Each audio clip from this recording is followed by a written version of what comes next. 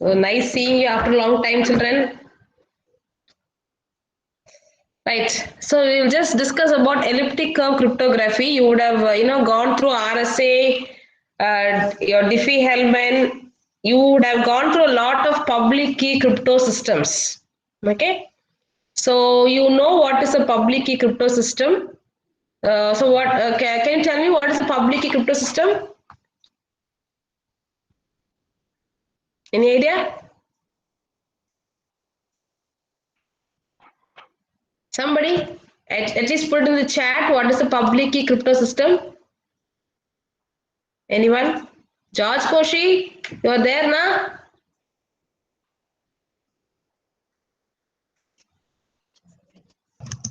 Yes, Benson is correct. It uses two keys. George, tell me the two keys. What are the name of the two keys, George?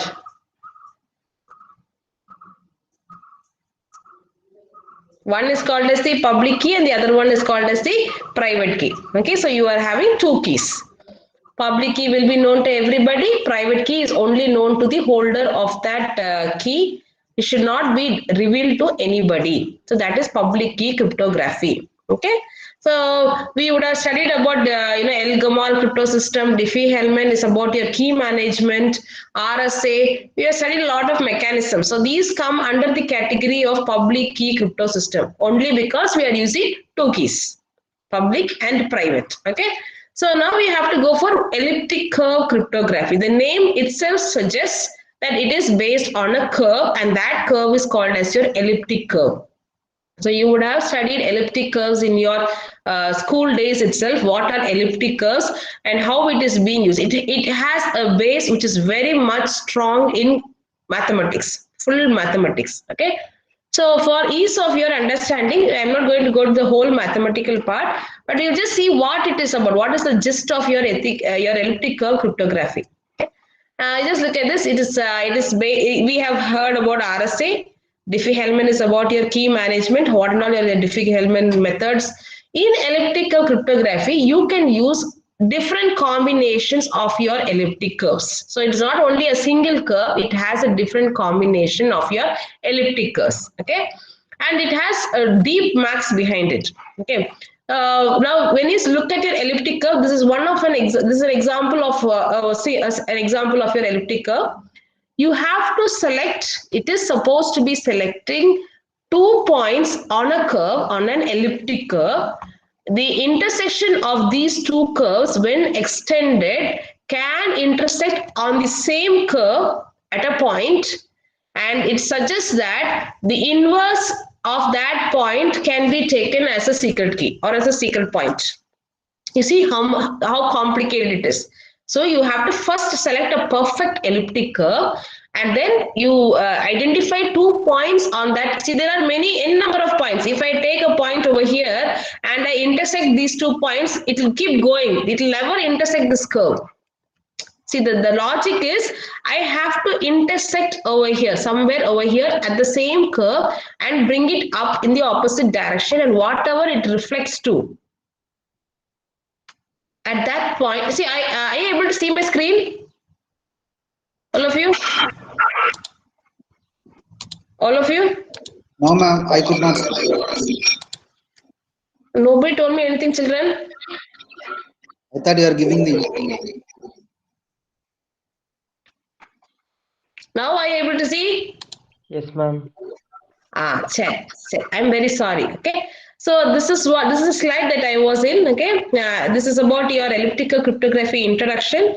I just wanted to tell you what is a simple elliptic curve. So curves like this are a good example of your elliptic curve, wherein in this curve I have 2 points. Okay.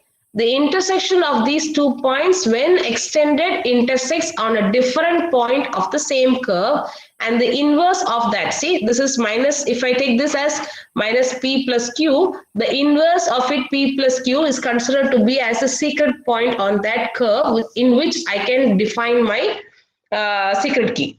Okay, so if I have these two values of the public known values, the intersection point is 1 point, and that point's inverse is considered as a secret key. Now just imagine if I take 2 points over here, here and here.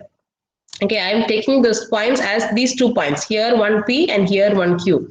If I intersect these two and drag it along, okay, just bring it along on top, there will be no intersection because the curve is here and this two will go straight. There will be no intersection. So there is no reflection of that intersection. So that point I should not take. Okay, so this curve, it is coming as a finite set of points on an elliptic curve. Finite set of points. I should not take the infinite set of points, but rather I should take the finite set of points. Then only I can have a selected, closed group wherein I can select whichever are the different combinations for, considering as public key and my private key. Okay. So this is the equation that is going to be followed for your elliptic curve cryptography. That is y square is equal to x cube plus ax plus b. Hope you're taking notes. You can write it down. Okay, so y square is equal to x cube plus ax plus b. So if we look at y square, x, a and b, all y, x, a and b are all real numbers. Okay, and also the next condition is in a prime curve, under a prime curve, the prime value. When I say a prime curve, it is a curve which comes under a prime value. Okay. Under such a condition where P is the prime value, P is considered to be as the prime value. This condition where 4a cube plus 27b square mod P not equal to 0 should also be satisfied. Okay. So your points on the elliptic curve should also satisfy this equation of y square is equal to x cube plus ax plus b, and also should also satisfy this condition where 4a cube plus 27b square mod p should not be equal to 0. Okay.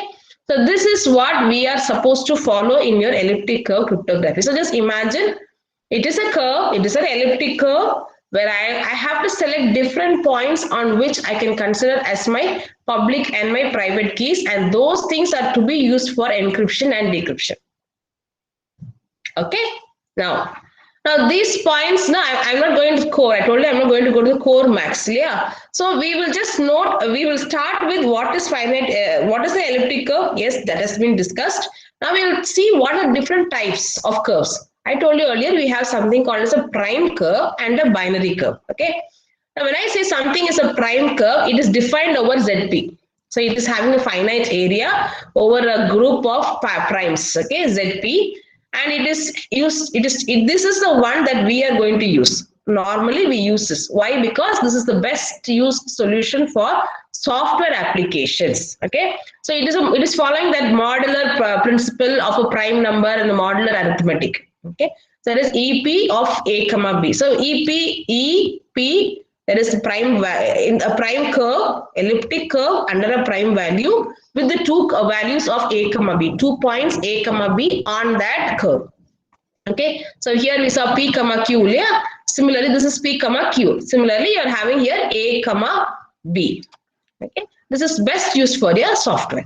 You can also have another set of elliptic curve called as the binary curves, which is defined over a Galois field 2 to the power of n. Okay, or 2 to the power of m. So how do you write that equation? Same equation only, but the points will be varying. How it will vary? It will be e 2 to the power of m under the points a comma b, or otherwise p comma q. Any two literals or variables. Okay. Now when I use binary curves, when I think about binary curves, these binary curves are applicable only in hardware.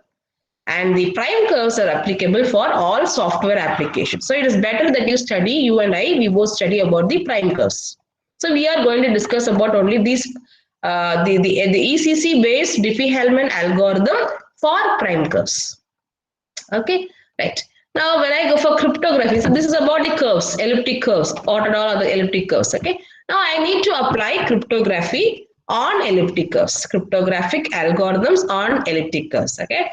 So it is all, we heard that it is about modular arithmetics. So you know about the modular arithmetics, how it is happening.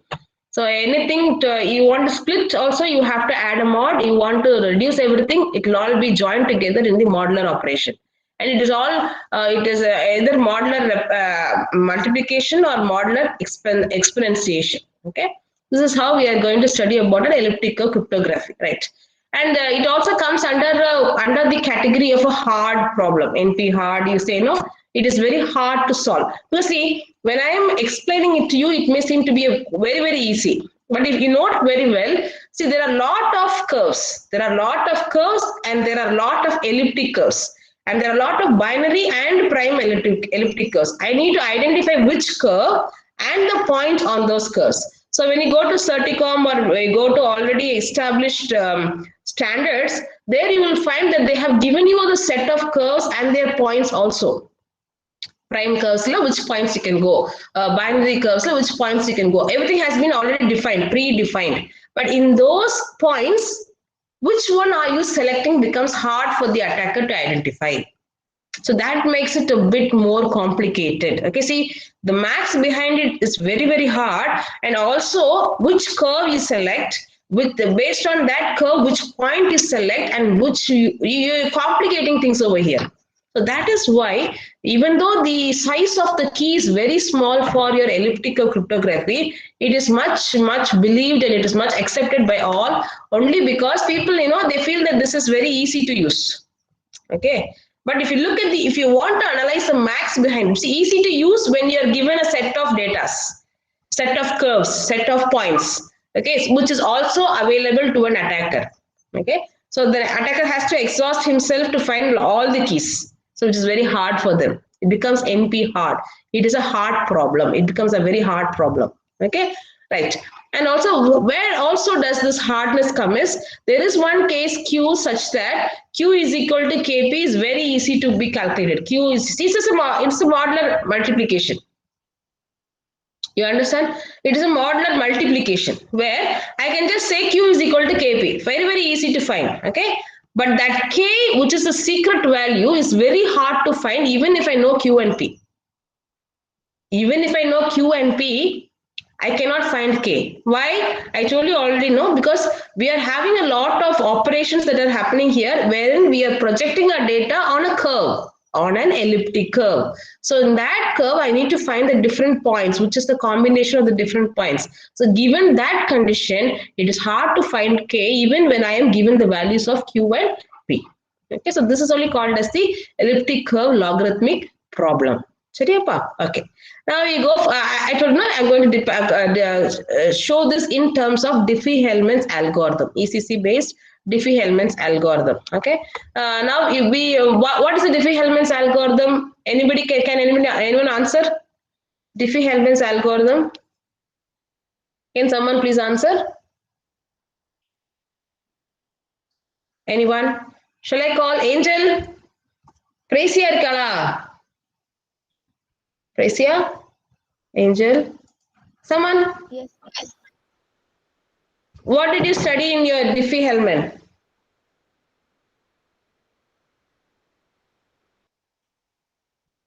Do you have notes, all of you? You should at least go through your notes and tell me. Someone?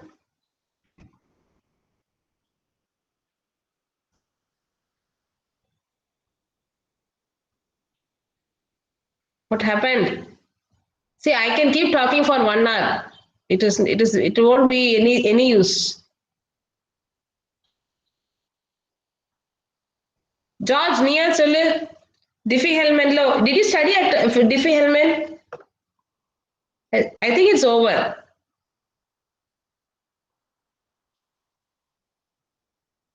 Yes, Chris Sajan, it is a key exchange method. Very good. Okay. If you remember Diffie-Hellman, what was the key that was transmitted in Diffie-Hellman? What was the key that was transmitted? Any idea?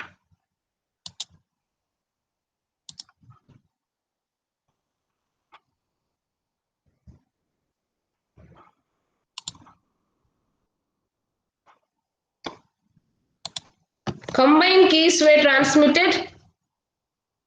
No, public keys were transmitted. User A and user B will transmit to each other their public keys. Have you seen that? If you remember it very well, you will note that only the public keys were transmitted. Okay. So now I'm going to talk about ECC elliptic curve cryptography in terms of Diffie-Hellman. Okay. So this comes under a prime curve. Okay, this comes under a prime curve, and we also have to select a base point called as G. G is such that n into G goes to infinity. N into G can be extended up to infinity in the terms. See, when I say infinity, it doesn't mean that there is no intersection. Yes, there is an intersection, and that intersection should have a reflection. Okay, but it has to cut points. It has to cut a point in the same curve. Okay, but just remember, n into G should be a point, an order of a point on an elliptic curve. Okay, n into G is equal to O. This is an infinite point. They call it as an O point or an infinite point. Okay, right. So this is how you have to select a base point G as x comma y on the prime curve EQ A comma B. Okay, right. Now this is about ECC. This first 3 points is about ECC. Elliptic curve. It is only about elliptic curves. Come to ECC over here. This is coming here. Okay. There are two users A and B. Consider two users A and B. Now, what will happen to these two users is, based on that value n, G is equal to O, Ng is equal to O, they will have the value of n that is common between the two users A and B. Okay, so that is given here. N is known to both A and B. Sender and receiver knows the value of n. Okay, now after that, both have to select a secret key NA and NB. See, the user A is selecting NA. Same method, if you remember very well, we also did the same method in Diffie-Hellman. In Diffie-Hellman, what we had one value over there. See, where's my? I'll just show you my Diffie-Hellman. I think it is here only. See, in your Diffie-Hellman, what do? You are having Ka and Kb. If I remember very well, you'll have Ka and Kb. Before that, you'll have Xa and Xb. Yeah, Xa is less than Q. You have a prime number Q. A user A will select Xa such that Xa is less than Q. Similarly, user B will select Xb less than Q. Similarly, in elliptic curve cryptography, user A will select NA, which is less than N, and user B will select NB, which is less than N. Okay, same thing, same method. Okay, so what do you do in your Diffie-Hellman is, each of them will select their own secret key, generate their own public key, and what will be transmitted is their public key. The same mechanism you are going to do in your elliptic cryptography based Diffie-Hellman. Okay, so when you go for that, just 1 minute, yes. So when you go for this, what you're going to do is you're going to select NA and NB such that both of them are doing it individually, far apart, separately. Okay, they're selecting it, but it should be always less than N. Okay, then the public keys are computed based on the selected private key. So NA is your private keys. That is, PA is equal to NA into G, PB is equal to NB into G. Okay, now compute this shared secret key. When is it being done? When PA and PB are computed, PB is sent to the user A, PA is sent to the user B. Both of them, during any handshake mechanism, they are transmitting their certificates which are holding the public key. So, yeah, right. So when they are communicating, when they are sending it across, each will have each other's public key. So if I want to talk, let's say for example, I would like to talk to your class teacher, Dr. Emmanuel John Raja. So I want to talk to him personally. Okay. When would I talk to that person personally is only if that person, see, there are in your cell phones, you're having two methods of communication. One is your official call you'll be having, and the other one you'll have a personal phone number. Will you give me your personal phone number? No. When will you give it to me? Only when you trust me as your inner core member, you will give it to me. Similarly, any other person. Okay. So when I want to talk to somebody personally, I have to get their personal appointment and contact through their personal things. It should not go through their official modes. Official mode is different, and this is a different method of communication. Okay. So if they give me only, I can communicate. If they give me, else I am only kept at the official level. You understood? I am a third person. I am not a part of that, core, personal core. So that is how we also maintain our friends. Similarly, If they give me their public key only, I can transmit the secret key. If I give them my public key, they can transmit the secret key. Otherwise, each of us will be having a different secret key which we cannot use for communication. Which we cannot use for communication. Okay. So here what happens is, since I have received the public key of B, I am able to calculate KA. So KA is based on my secret key, my private key NA, and the received public key. KB is based on the B's secret key and the received public key. Okay, so two things have been calculated. Right. Now we need to find. Now I'm further on. What I will do is I'll encrypt my data using KA, and these people will be able to decrypt using KB. See now, KA is used for encryption and KB can be used for decryption. Similarly, KB also can be used for encryption, and KA can decrypt whatever KB has encrypted. So how is it possible? Is it possible? When will this be possible? Can somebody tell me when will such a condition be possible?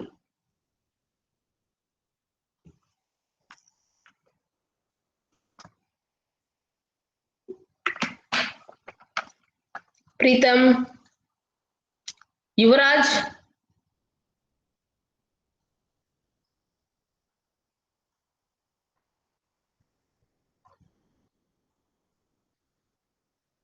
Children? Yabes Rajan. Somebody can tell me when will it be possible? Yuvraj irkiya? Cholle. When will this be possible? When I am encrypting a data with the key KA, I am also able to decrypt using key KB. How is it possible?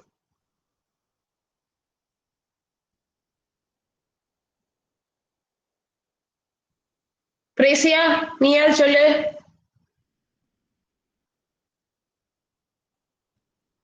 Nobody knows?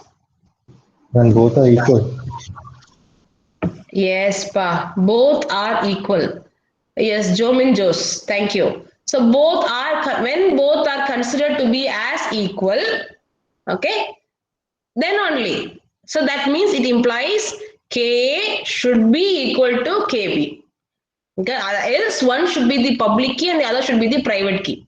But it is not so. So when I say this KA is encrypting and KB is decrypting, I'm not using any other keys. Yeah, same key, single key I'm using. So that implies, even though I have not transmitted the secret key, I have generated a key, a session key, in such a way that KA is equal to KB.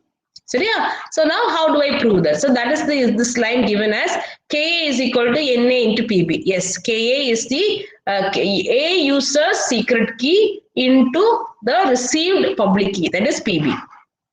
Okay, now this can be expanded. Now expand PB. PB is equal to NB into G.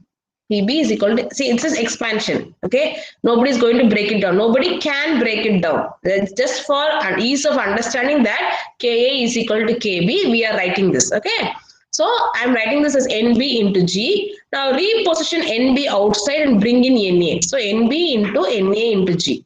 So NA into G is equal to what? PA. Okay, and NB into PA is equal to KB. NB into PA is equal to KB. So KA is equal to KB. So even without splitting things, I am able to prove that each of them generated a secret key which is equal.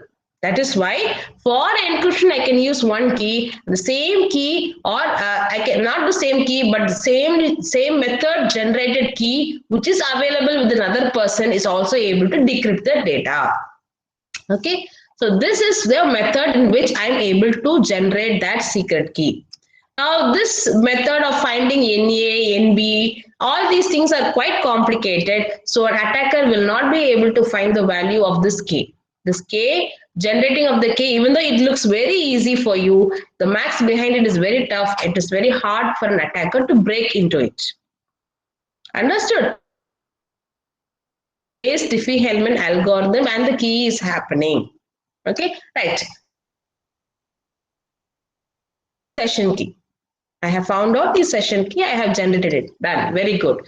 Now what should I do? I should encrypt a message, and I should also be able to decrypt the message. Yeah. So now what happens? See, I assume that there is a message M to be projected as points on the elliptic curve on that prime elliptic curve. Since it is software based, we have to have it as a prime elliptic curve. Okay, so there are 2 points on which you are now trying to encode your message onto.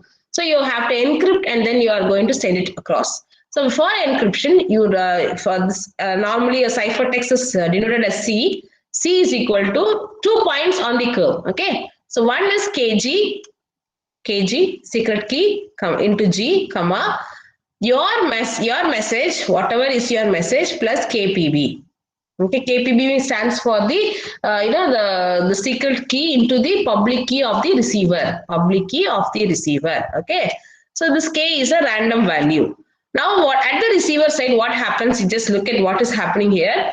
At the receiving side, you are able to get kg, this value kg, and you are getting this two values. A, consider this as A and consider this as B. This A and this as B. Okay. So what you do is take this B value, B minus the receiver's secret key. See now I have sent it with the, it is somewhat sent encrypted with the public key of the receiver, that is PB. Okay. At the receiving side, the received data is taken out. Okay.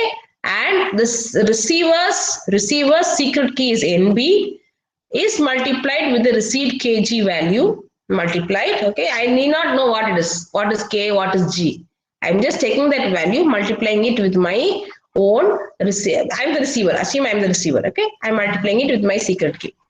When I do this process, what happens? This becomes equal to KPB. Okay, this becomes equal to K into PB.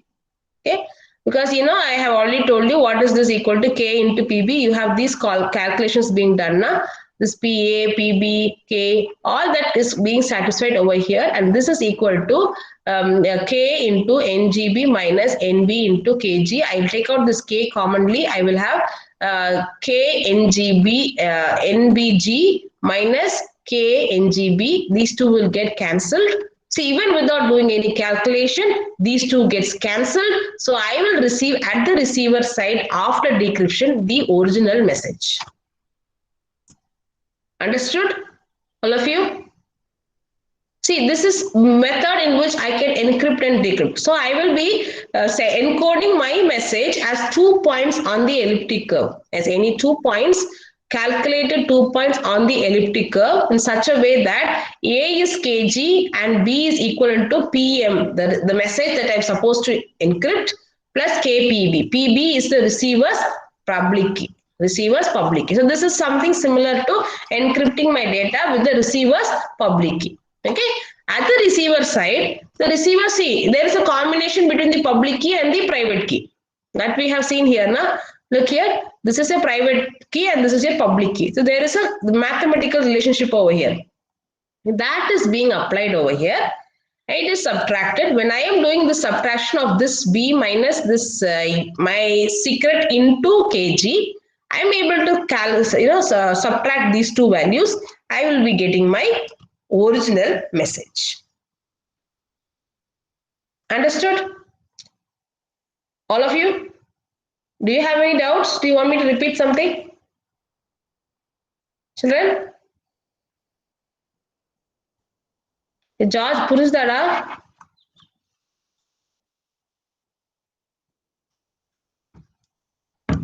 Kevin Joel?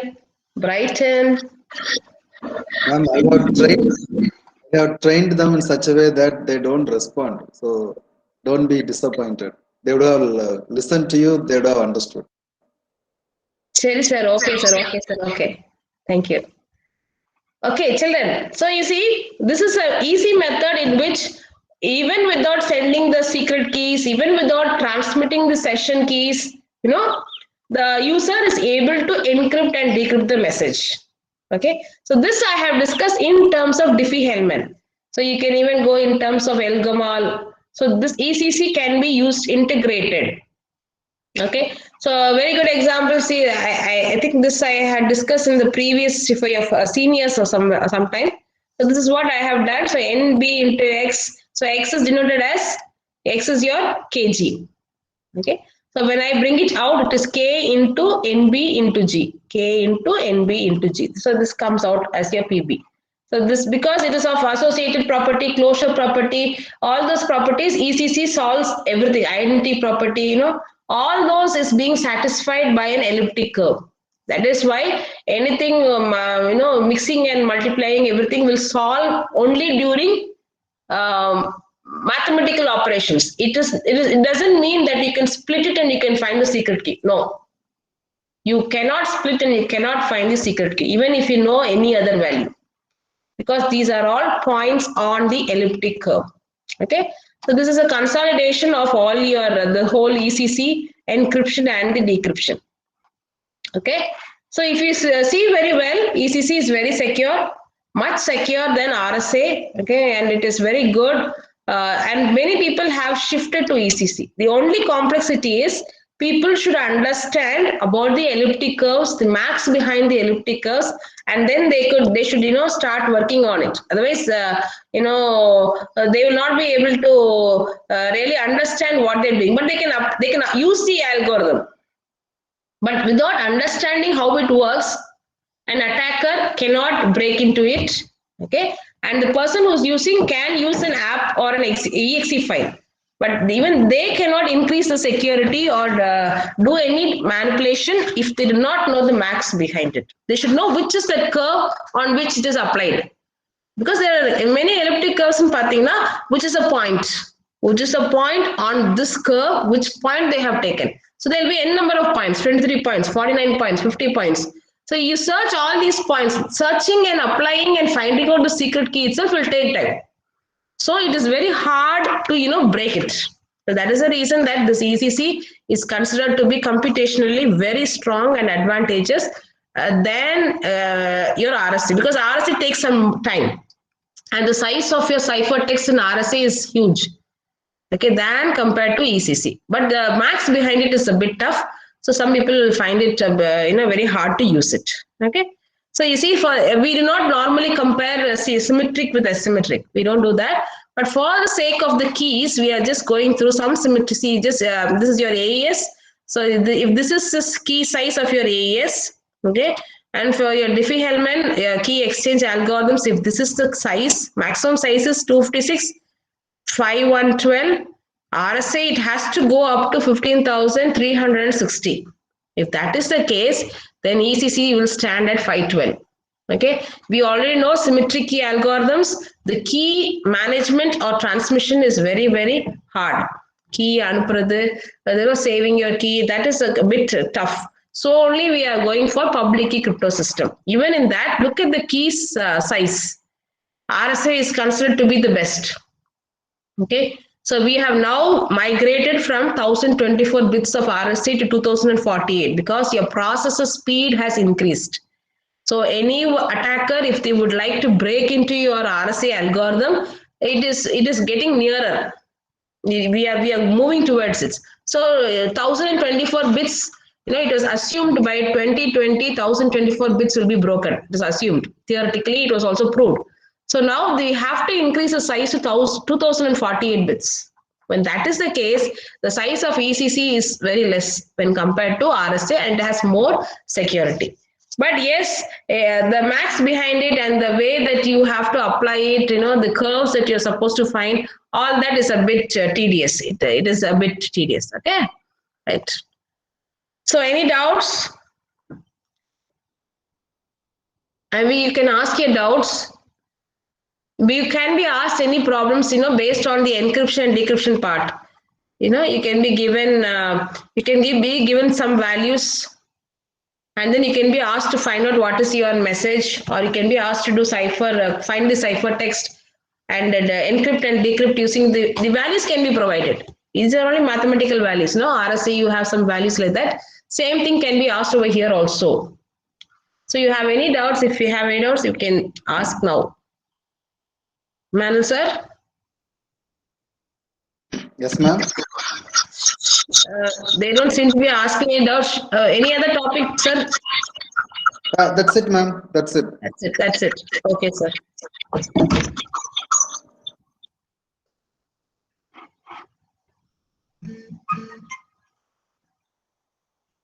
Okay, Pa. So if you are not having any more doubts, I think we can close the session.